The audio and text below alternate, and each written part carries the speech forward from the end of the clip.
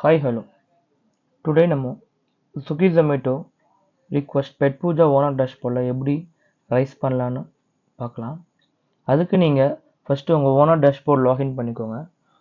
Login பண்ணிவிட்டு உங்களுக்கு left சைடில் பார்த்தீங்கன்னா மார்க்கெட் பிளேஸ் ஆப்ஷன் இருக்கும், அதை கிளிக் பண்ணுங்கள். அதை கிளிக் பண்ணிங்கன்னா உங்களுக்கு மார்க்கெட் பிளேஸோட பேஜ் ஓப்பன் ஆகும்.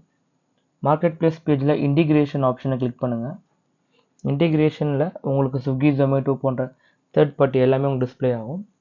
நீங்கள் ஸ்விக்கியில் ஜொமேட்டோ தான் ஒன்று கிளிக் பண்ணிங்கன்னா நெக்ஸ்ட்டு அதில் உங்களுக்கு மெயின் கிச்சன் இன்டிகிரேஷன் ஆப்ஷன் இருக்கும், அதை கிளிக் பண்ணுங்கள்.